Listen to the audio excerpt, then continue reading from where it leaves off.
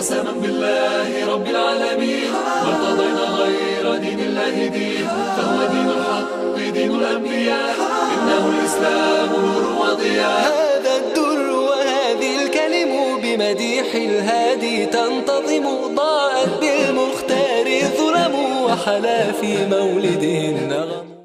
Assalamu alaikum wa rahmatullahi wa barakatuh, and welcome to the second interview today and finding me on the ITV networks with my very special guest Bongani, who is a presenter and content producer at Cliff Central, but also the editor-in-chief of an online blog, or what shall I say, it's an online platform discussing fashion. It's called The Weaving Threads.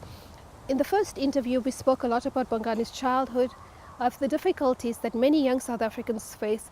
And I think it's a reality that many of us choose. We choose not to see, we choose not to hear, and we choose not to give thought to because it's convenient. It's convenient to then be excused from the plight of the majority of poor South Africans. Simply in that way, we just blame them for everything that's wrong in this country, and blame them for everything that happens in and around us. And I think we need to shift our mindsets to understand that we have to accept responsibility for what is happening around us and for how we're contributing to a better South Africa. So again, with that, thank you very much, Bongani. Thank you for being here and giving me this time.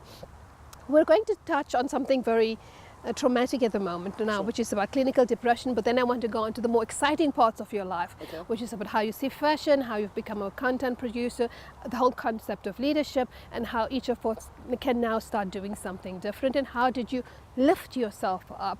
But before we went on air, you raised something very important, and you said to me was that you were at this point where you needed money to go to higher education, and you needed higher education to get the money, and so you were at a crossroads. But before you got to this crossroads, you were dealing with this anxiety because you realized that this was what you had to deal with, and that led to clinical depression. What happened then? So immediately after high school, I went on a pilgrimage. So I belong to the Church of Jesus Christ of Latter-day Saints, and which in large parts has made me the person I am and continues to refine my character. And I'll forever be grateful. And through the church, I'm going to throw a very naughty question at you about this. Okay. Just to put the spark in the wheel, and I like doing that. No problem. Do you think Jesus is black? Yes. Okay, great stuff. Now we can continue. Okay. So, through the church, I went on a pilgrimage of sorts to Zimbabwe. So I was assigned to Zimbabwe. So you apply to this program. So, but was this in your clinical depression phase, or had you come out of it? So this is leading up to my diagnosis, because I'm living with it, but I haven't realized what's going on with me. So as soon as I landed in Zimbabwe, I was very cheerful. I was happy and ready to preach hope to the people, to preach kindness, to help them to see beyond, the dire situation that Zimbabwe currently is in. 3 months into the program, This is while you're still in Zimbabwe? Yes, I sunk. I remember walking into a particular house with a woman, a single mother, raising 3 children. When we walked into the room where they were living, from where we were standing to the end of the room was like a meter long. So she had a sponge where they slept on, and a 2-plate literally next to the sponge. So the diameter was like 1 by 1. So for us to close the door behind us, we need to literally step on their bed, which is the sponge on the floor. She's got 3 kids. These and many other families, we walked into their houses and had to bring this message of hope. But I had to look inside of me and think very intensely about, had it sunk in? Did I have enough hope to draw from, to give to them? Because if anything, I was seeing myself in their shoes. And in the level of empathy that I had made me walk in their shoes to an extent that I couldn't hold back the tears at certain points. At certain points, it's impossible to give hope at that point, I isn't couldn't it? detach myself from their suffering. Their suffering was literally my suffering. And I literally had to report this to my leaders. And so they put me in touch with a psychologist, and I had to take a series of tests. And with those tests, the marks and the results were shocking. He felt there and there that I needed to go through therapy. So I went through therapy, and I still tried teaching. And I would write back home and tell them, this is the situation. And personally, this is what I'm going through. And I don't think I can see this through. I'm supposed to do this for 2 years, but I don't think I'll make 2 years. It will be by a miracle if I make it to 2 years. So, and they would write back. Some of them would be encouraging words. Some of them would be, no, you have to stick it out. You know, get up. You know, I don't know. Just pluck up the courage and just do it. As if it's as easy as that. And so some of the people I needed to cut out. But the psychologist eventually felt the need that, you know what, you need to be on antidepressants. But my mission president at the time, bless his soul, President Mkabela, he said to me, I do not want to keep you here on antidepressants. You need to be with family. You need to go home and recover. And when you get home, don't explain yourself. Go and live your life to the best of your ability. You will find other places where the Lord can be able to use you to serve the way you want to serve. And it was difficult because on the flight back, already I perceived myself as a failure. In high school, my marks had dropped.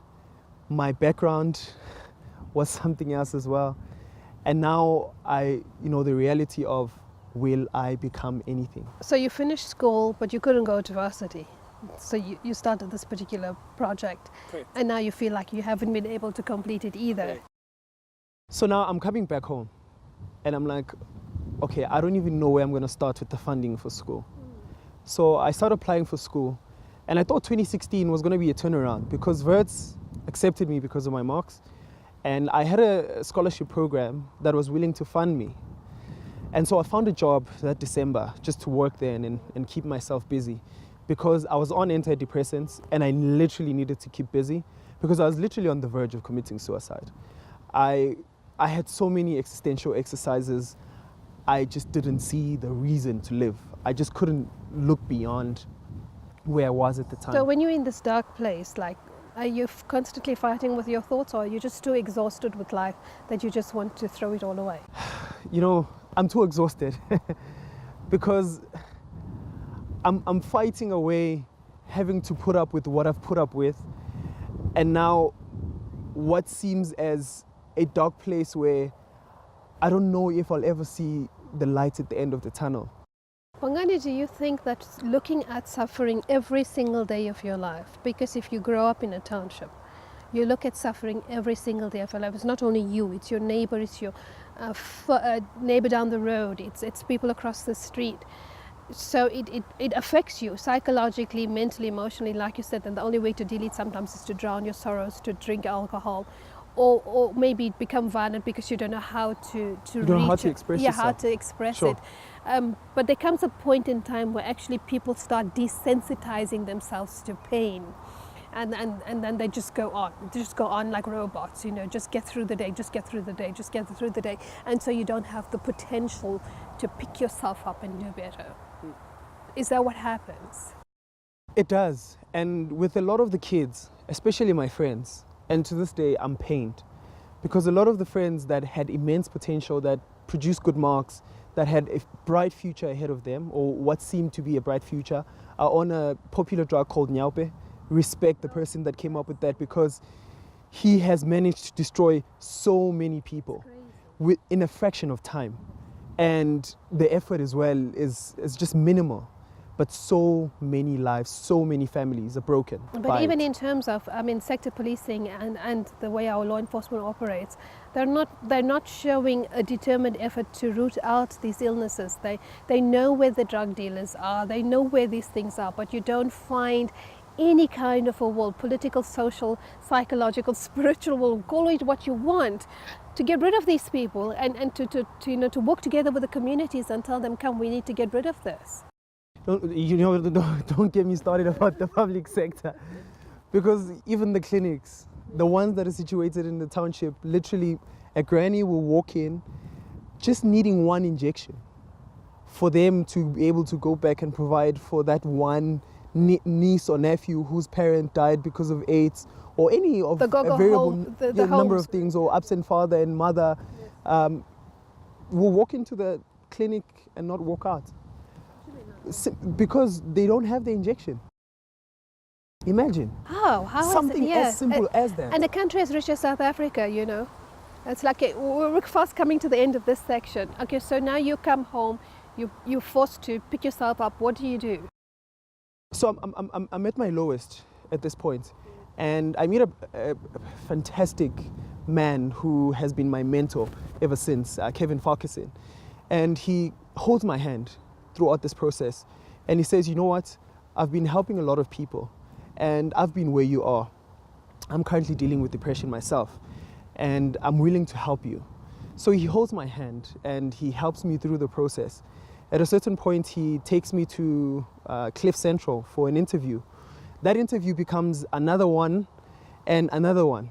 And sooner than later, I found myself producing the show, which keeps me busy and now takes me out of this dark place that I found myself in. Because now I have a sense of purpose. We are dealing with leaders, and I'm producing for a brilliant mind, Adrian Groenewald, who's engaging with these leaders, and it's fascinating topics and it's fascinating people, and I'm learning a lot, and I'm very engaged and very excited to be part of that program. And Adrian finds himself moving to the bush to experience a different kind of life, and now it falls upon me. Hands over the reins. But I mean, he had the generosity of heart to say, Bongani, I trust you, I hand over to you. And I think we struggle with that in terms of leadership in South Africa, and especially amongst the black leadership, who are very reluctant to hand over and to trust and to look down at younger people especially and say, you know what, we believe you have the potential. That's a big part of the problem that we face with in South Africa as well, because leadership should be about that particular leader who has the potential to make those who are following him realize the things that they didn't know that they could achieve. It's not about him dominating a whole lot of people, isn't it? Yes, That's yes, true leadership. yes. And we don't get that here. We don't. We struggle with that. There are leaders and the people that lead. Leaders want to manage people, right? So they want to tell people what to do and watch over those people all the time. But people that lead, they put a vision forward. They say, this is where we're going. And every person that believes in where we are going with us. And all of you are going to play your part. Okay, so we're at the end of this particular segment. We're going to come back after the break and be moving to fashion. We'll see you, Fia Manila, in the next segment. بمديح الهادي تنتظم ضاءت بالمختار الظلم وحلا في مولده النغم بمديح الهادي تنتظم ضاءت بالمختار الظلم وحلا في مولده النغم.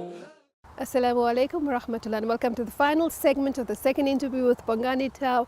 And we're talking about how God puts opportunities in front of you. And I think, Bongani, you would agree with me as a man of faith that opportunities come your way simply because God's taken mercy on you, isn't it? Absolutely. But it's about recognizing His mercy, but also recognizing humanity and humanness. And what I really love about this conversation with you, and I've heard it many times, is you speak about kindness, about just being kind, about being empathetic, about holding a hand, about asking somebody, how are you? This is simply touching into the human nature, which has also been eroded even from many young people, and maybe that's why so many young people are clinically depressed. There isn't that personal contact with another human being. Everything is now on the gadget, electronic, WhatsApp, Facebook, Twitter. It's a mechanism, but there isn't that human interpersonal contact, just sitting next to somebody when they're crying, a touch or hug, you know. So these are struggles that you face. But so from all of this, from the clinical depression, but you were always on one path, and that was being with God, recognizing the potential of, you know, of that shade, of being in God's shade, and taking yourself out from there.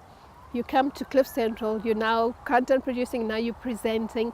How did you get into the whole concept of fashion? What is this fashion that you're talking about? So look, I start running. I look at myself and I think to myself, you know what? No one is coming to save me. I can't wait for anyone, so I need to run. So I start running. I start engaging with all the people that I've always wanted to engage with, all the leaders I've always wanted to talk to. And in the process, I make contacts, start getting invited to a lot of events. SA Fashion Week becomes one of them, right? And other fashion weeks, I start building bridges with a lot of them. So with that comes a lot of opportunities. So I'm like, I've always loved fashion, and I've always wanted to find a way to monetize that, because it's in a country such as this, it's not always ideal to just find something that you love, but something that you love needs to pay the bills. So I'm like, how can I, formulate something that can make or allow me to monetize this? So I come up with a concept, and it comes in a digital fashion publication, and I call it The Weaving Threads, because essentially what I'm doing is I'm weaving a lot of things into one. And the threads of fashion come in a lot of forms. So you've got the runway, you've got retail, you've got the business of fashion, you've got the conversations that I had within the fashion itself. So that's what I'm looking at. We are deconstructing the depth, meaning, and complexity of fashion, right? And we are archiving now, more especially, the history of Africa. And that's basically the weaving threads. Okay, so in this archiving the history of the fashion of Africa, do you find that it is very rich, very colorful, very texture driven, but also that clothes speak volumes, and then they tell you stories, they speak about health, they speak about the culture, they speak about the mood and the emotion? Sure. On the weaving threads, there's a tab that is dedicated to that. It's called perceptive sartorialism. Basically, how we perceive the fashion industry and the conversations, right? The complexity of it, the meaning and the depth of it.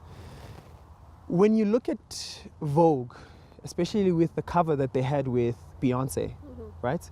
Beyonce wears a particular dress, and she's very particular. Beyonce's very woke, but this comes as no surprise to a lot of people. She wears a dress from the late 1800s, which was known as the Rococo period. When she sits for the cover, she sits in a particular way. So if the camera is where my camera is, she's sitting like me, right? And she exposes one of her thighs. She wears a crown that is made from mostly flowers. In that, there's a lot. So firstly, the Rococo period was a period when, in and around when Vogue was about to be discovered, because it was officially introduced in the 1920s, right?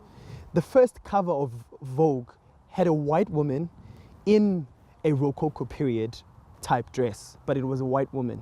And ever since then, the covers of Vogue have always put a premium on whiteness and white women, and have, women of a particular kind. So thin women, for instance, as well.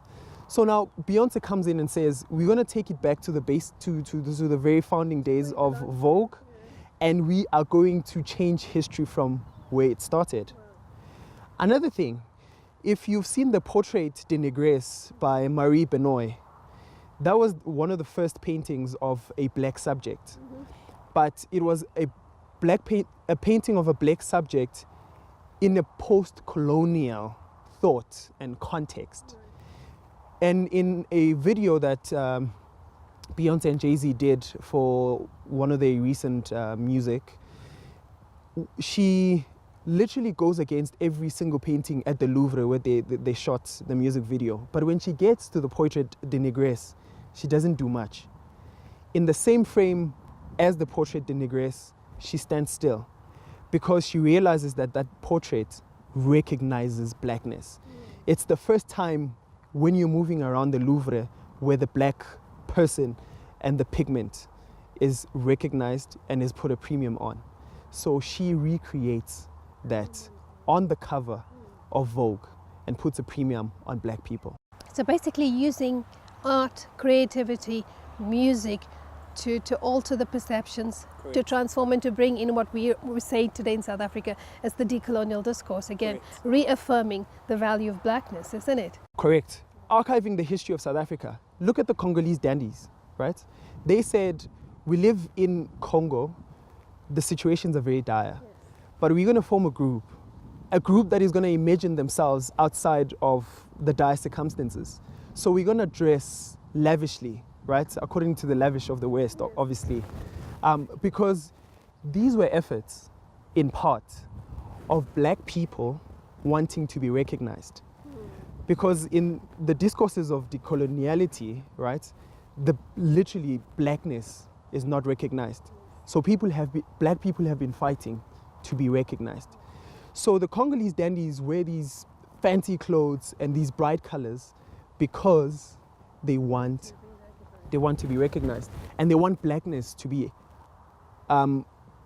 perceived outside of their current situation. So they're imagining themselves outside of their conditions.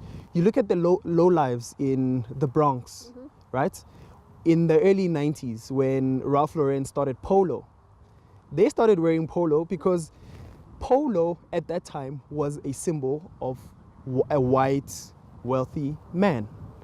But because black people weren't recognized, they wanted to associate themselves with a brand that recognized whiteness and be recognized in that same line, in that same context. But then again, that whole assimilation is about putting your standard against whiteness, that you are only of value if you conform to whiteness and to the standards of whiteness, but you're trying to turn that upside down. You're trying to use fashion revolutionary in a way, radical fashion, to bring back identity, to bring back self-love of who you are and of your culture, etc., isn't it? That's the whole idea. The problem I find that, why is it that in South Africa, so for example, go to Ghana, go to Nigeria, go to Senegal, go to Sierra Leone, all of these countries, you will find that they have maintained their authentic Africanness.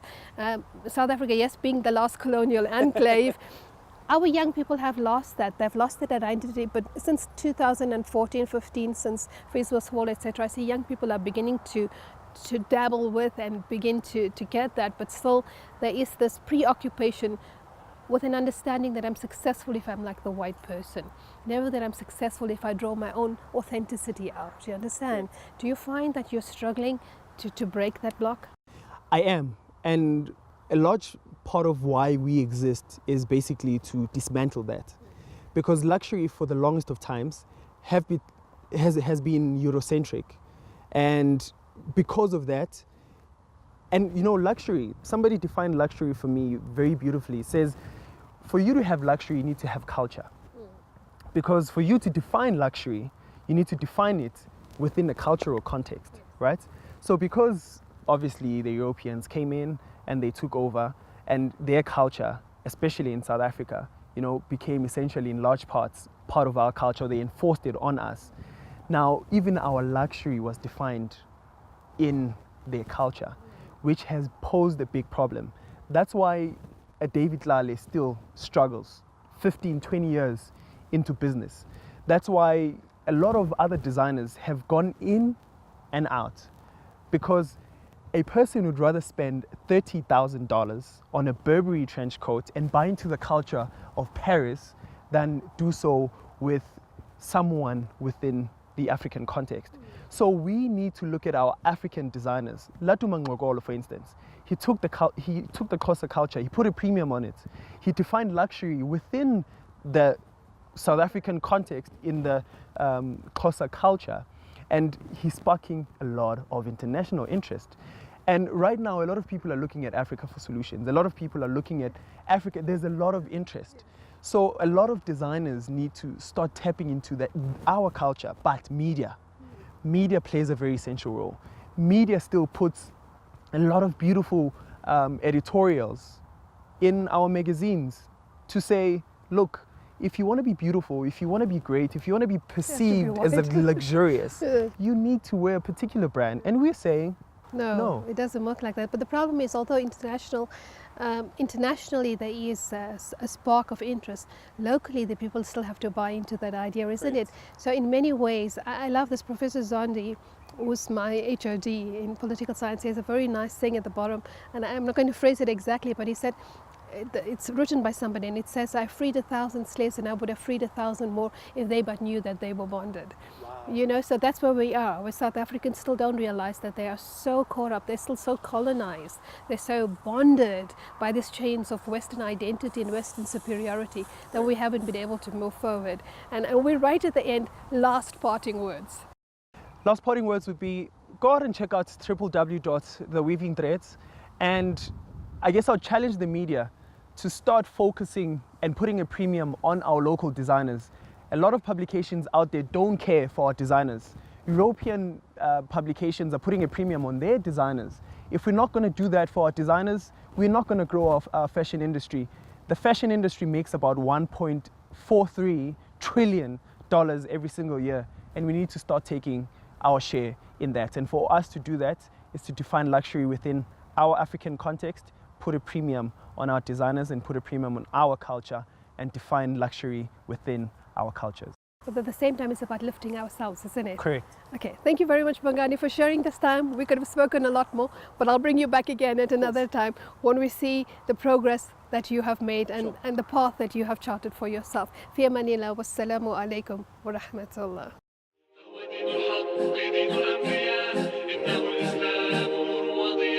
قسما بالله رب العالمين ما ارتضينا غير دين الله دين فهو دين الحق دين الأنبياء